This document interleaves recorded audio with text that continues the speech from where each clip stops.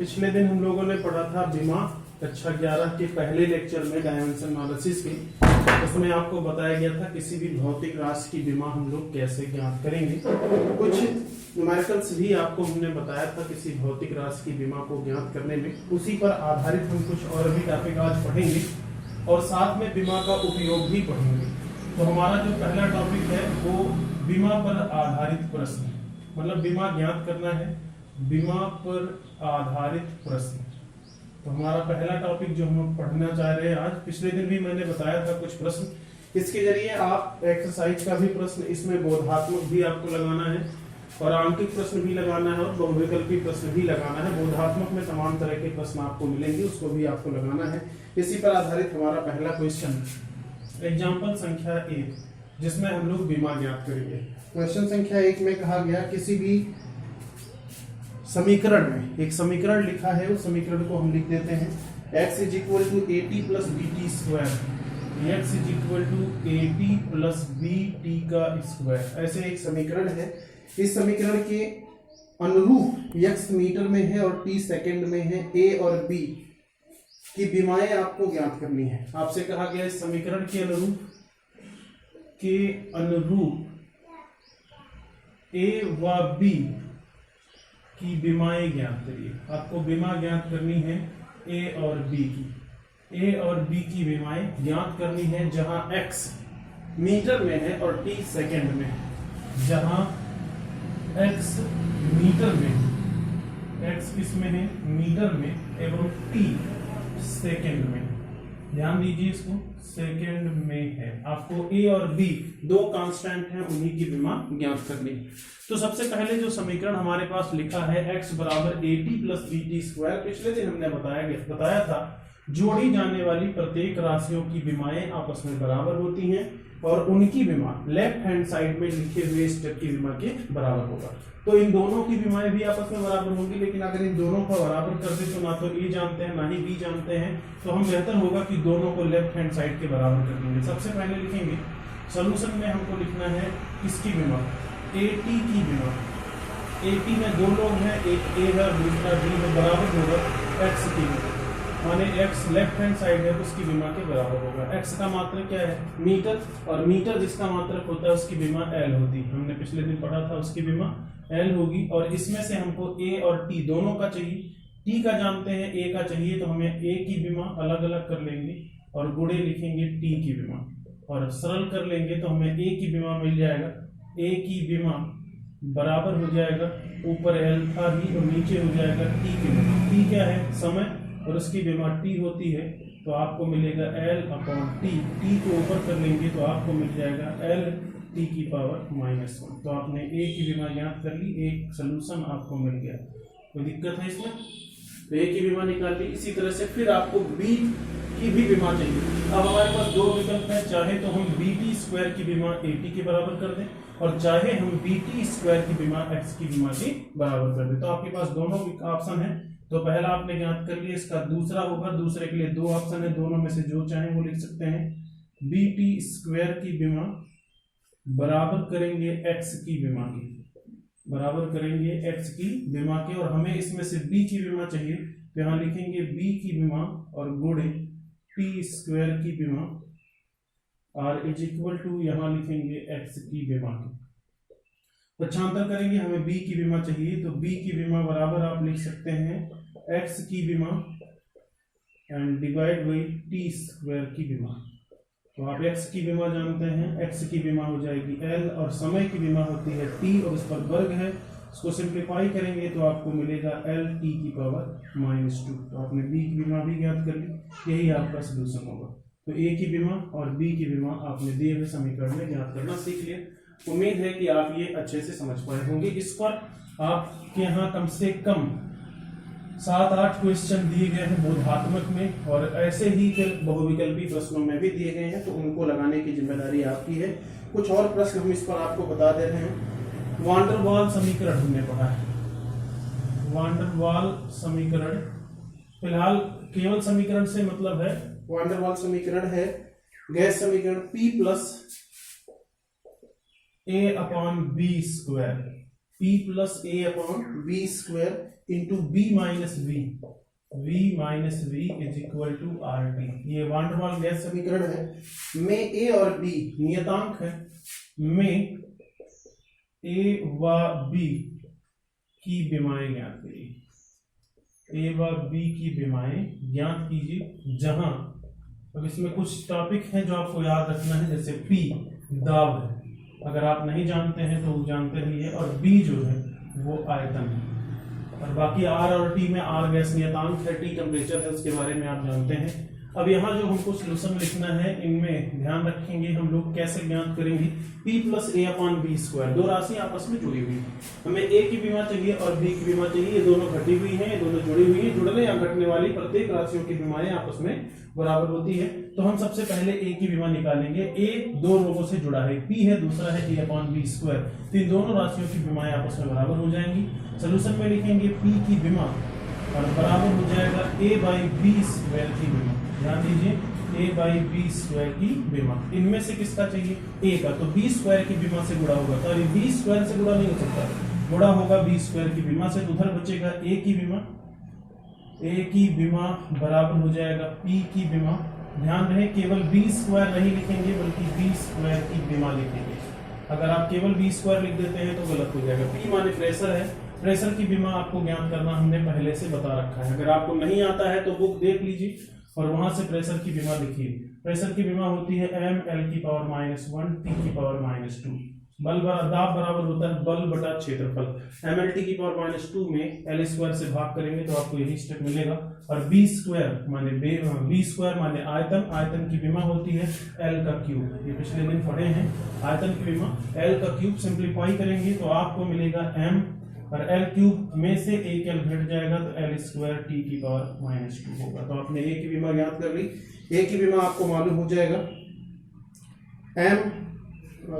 यहाँ पर b square था तो इस पर वर्ग भी करेंगे और वर्ग करेंगे तो l की पावर 6 हो जाएगा, 3 दूनी 6, 6 में से एक घटेगा तो यहाँ होगा 5, यहाँ हो जाएगा 5 m l की पावर 5 t की पावर -2। तो आपने किसकी विमा निकाल ली, a।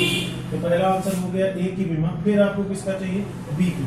जोड़ी जाने वाली प्रत्येक राशियों की विमाएं आपस में बराबर होगी, ये दोनों घटी हैं, इनकी विमाएं आपस में बराबर हो जाएंगी, अर्थात b की विमा, b बराबर b नहीं लिखेंगे, b की विमा बराबर v की विमा लिखेंगे। ध्यान दीजिए, तो v आयतन है, इसकी विमा हो जाएगी l का क्यूब, यही आपका आंसर हो जाएगा। तो आप जोड़ी जाने वाली प्रत्येक राशियों की विमाएं आपस में बराबर होती हैं, ये आप पढ़ चुके हैं। इस पर आधारित क्वेश्चन भी आप लगा सकते हैं, कोशिश करेंगे इस पर आधारित क्वेश्चन लगाने का। इसी पर एक क्वेश्चन हम और आपको बता देते हैं जो थोड़ा सा इनसे अलग है। अगर वो उस तरह के प्रश्न रहते हैं तो हम उसकी विमा कैसे कैलकुलेट करेंगे। अभी हमने केवल आपको विमा ज्ञात करना सिखाया है। जो लोग वीडियो नहीं देखे हैं या सब्सक्राइब नहीं किए हैं तो सब्सक्राइब भी कर लें और पढ़ते रहें, नोट्स भी बनाते रहें। आज का तीसरा एग्जाम्पल, इस लेक्चर का तीसरे क्वेश्चन में कहा गया तरंग समीकरण। तरंग समीकरण दिया गया है, तरंग समीकरण y = a sin, और यहां लिखा है at - vx। ध्यान दीजिए, at - vx में a बाई b की विमा आपसे पूछा गया, में a बाई b की विमा ज्ञात करिए, a बाई b की विमा ज्ञात कीजिए। ये प्रश्न हो जाएगा। ऐसा प्रश्न आपको हमने नहीं बताया है जिसमें e की पावर बनता हो, जिसमें sine cos tan trigonometrical function आते हो, लॉग आता हो। इन सभी स्टेपों में चाहे एक्सपोनेंशियल की पावर हो, चाहे ट्रिग्नोमेट्रिकल फंक्शन हो और चाहे आपका लॉगरिथमिक फंक्शन हो, इन सभी फंक्शन में सबकी विमाएं अंदर की 0 होगी। ध्यान दीजिए, इसके अंदर जो भी कोणांक लिखा है उसकी विमा 0 की विमा के बराबर होगी। अर्थात हम यहाँ लिख सकते हैं y और a ये दोनों आपस में बराबर होगा, लेकिन हमें इसका मान नहीं चाहिए बल्कि कैपिटल A और कैपिटल B का मान चाहिए, तो इनकी विमा 0 के बराबर होगी। अर्थात हम लिख सकते हैं at - bx की विमा बराबर 0 नहीं लिखेंगे, बराबर लिखेंगे m की घात 0, l की घात 0 और t की घात 0। अर्थात हम ये कह सकते हैं sine trigonometrical function, exponential function और लॉगरिथमिक फंक्शन के कोणांक की विमा m की घात 0, l की घात 0 और t की घात 0 होती। तो आप इमेजिन करिए कि यहाँ 0 है तो इसको पक्षांतर कर सकते हैं, तो आपको मिलेगा at की विमा और बराबर हो जाएगा बी एक्स की विमा। इसको इस तरह से पक्षांतर कर सकते हैं, इसमें कोई प्रॉब्लम नहीं होगी। ये इसमें ऐड होगा लेकिन ये जीरो है, इसका कोई मतलब नहीं है। यहां से ए बाई बी चाहिए तो हम इसको अलग करते हैं। ध्यान दीजिए, इसको लिखेंगे ए की विमा, या ऐसे कर ले ए बाई बी, बी को इधर लाएं, ए बाई बी की विमा बराबर हो जाएगा, उधर बचेगा एक्स की विमा और इधर से जाएगा टी की विमा, इधर से जाएगा टी की विमा। आप पढ़ते आए हैं एक्स जो है वो दूरी है और दूरी की विमा होगी एल, और टी आपका समय है, उसकी विमा हो जाएगी टी। अर्थात आपने ए बाई बी की विमा निकाली। ए बाई बी की विमा बराबर हो जाएगा एल टी की पावर -1। तो ये आपका आंसर हो जाएगा। ध्यान रखेंगे अगर एल टी की पावर -1 किसकी विमा होती है, पिछले दिन आपको बताया गया था एल टी की पावर -1 वेग की विमा। तो ए बाई बी की विमा आपने निकाल ली एल टी की पावर -1। तो उम्मीद करते हैं कि आप अगर अच्छे से पढ़े होंगे या कोशिश करेंगे तो आपको विमा कैलकुलेट करना आ जाएगा। अगर फिर भी किसी प्रश्न में आपको समस्या होती है तो आप पर्सनल व्हाट्सएप नंबर पर शेयर करें। हमारा नेक्स्ट टॉपिक जो हमको पढ़ना है बीमा पर आधारित टॉपिक, अब हम पढ़ेंगे बीमा का उपयोग।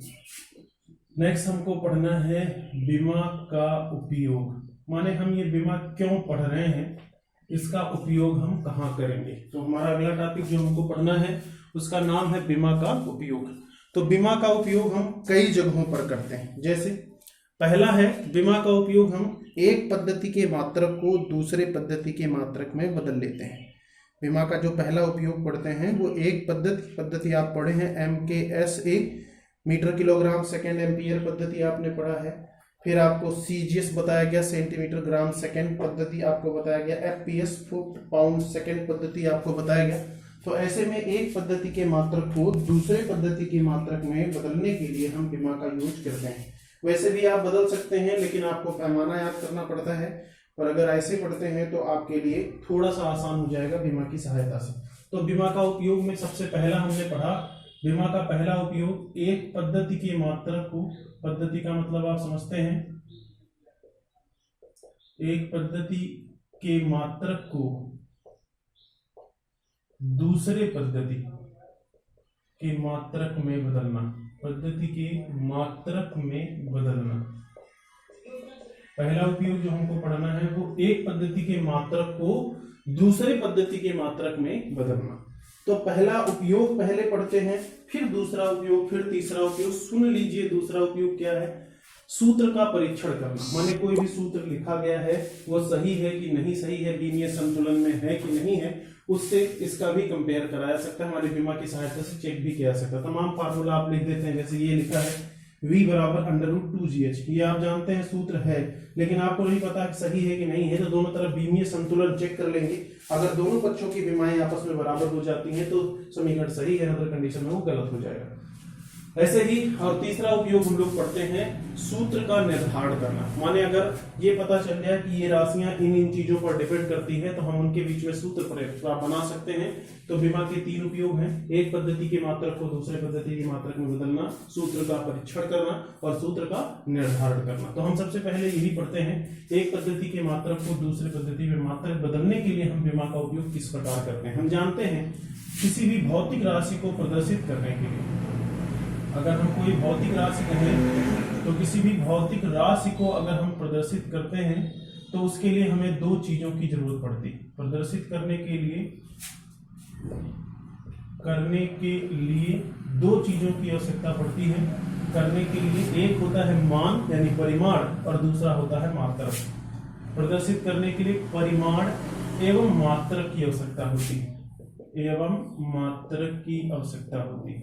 या आप पहले से भी जानते हैं किसी भी भौतिक राशि को अगर आप रिप्रेजेंट करते हैं तो उसके साथ साथ परिमाण और साथ में उसके मात्रक की आवश्यकता होती है। जैसे एग्जांपल के लिए आपसे कहा जाए ये इस पेन का वजन 5 ग्राम है, तो 5 जो है वो परिमाण को इंडिकेट करता है और ग्राम उसका मात्रक को इंडिकेट करता है। केवल 5 कहेंगे तो उसका कोई मतलब नहीं है। मान लेते हैं माना कि एक भौतिक राशि P है, माना कि एक भौतिक राशि P है, भौतिक राशि P है जिनके परिमाण अलग अलग पद्धतियों में, माने दो अलग अलग पद्धति में उसके परिमाण अलग अलग मान लेते हैं। जैसे हम जानते हैं 1 मीटर बराबर 100 सेंटीमीटर, इसका मतलब ये है कि 1 मीटर 100 सेंटीमीटर के बराबर है। तो एक पद्धति में एमकेएस पद्धति में जो मान 1 मीटर का 1 है वही सीजीएस पद्धति में 100 है। तो परिमाण दोनों का अलग अलग हो गए, जिनके परिमाण अलग अलग पद्धतियों में क्रमशः N1 व N2 हमने मान लिया अलग अलग पद्धतियों में क्रमशः N1 व N2 है एवं मात्रक U1 व U2। पहले में मात्रक U1 है और दूसरे में मात्रक U2 है। तो P बराबर आपको मिलेगा N1 U1 N बराबर होगा N2 U2। आप जानते हैं दोनों बराबर होते हैं। 1 मीटर बराबर 100 सेंटीमीटर, 1 किलोग्राम बराबर 1000 ग्राम। तो परिमाण बदल जाएंगे, मात्रक भी बदल जाएगा, दोनों आपस में बराबर होगा। किसी भी भौतिक राशि को रिप्रेजेंट करने के लिए हमने कुछ चीजों के बारे में पढ़ा है। हम जानते हैं उसमें द्रव्यमान भी आता है, लंबाई भी आएगी, ऊंचाई भी आएगी। ऐसी बहुत सी राशियां हैं जो इनमें से कैलकुलेट किया जाएगा। यदि हम मान लें माना की भौतिक राशि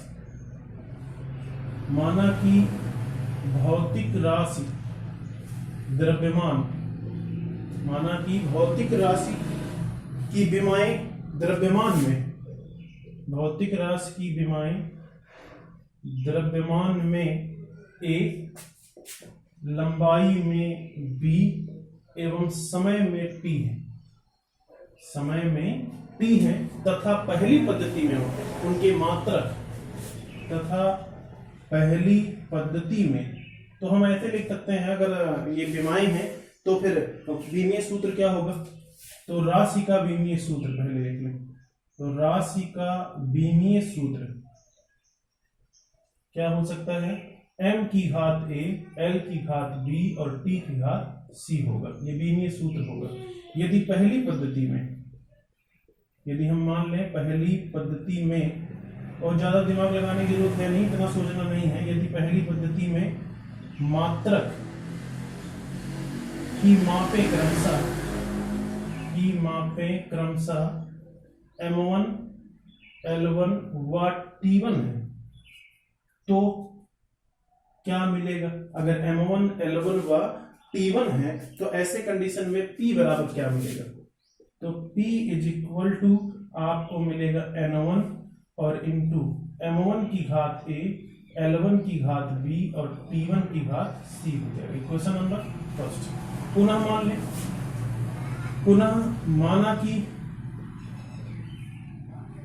माना की द्वितीय पद्धति में, कौन सी द्वितीय पद्धति में, अगर हम दूसरी पद्धति में यही माप जो आपने इसमें लिया है, मूल मात्रकों की मापें, द्वितीय पद्धति में मूल मात्रकों की मापें चेंज होंगी, वही रहेंगी, बदल जाते हैं।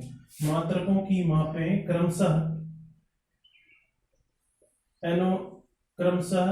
M1 की जगह पर M2, L2 व T2 है। तो राशि P बराबर क्या मिलेगा, उसमें N2 था तो आपको मिलेगा M2 की घात A, L2 की घात B और T2 की घात C। ध्यान दीजिए समीकरण 1 और 2 बराबर है, परंतु आपने पढ़ा है P is equal to M1 U1, P is equal to, आपने देखिए ध्यान पूर्वक लिखा है N1 U1 और N2 U2, तो सब आपस में बराबर हो जाएगा। अतः समीकरण 1 और 2 से, समीकरण 1 और 2 से, 1 तथा 2 से दोनों आपस में बराबर हो जाएगा।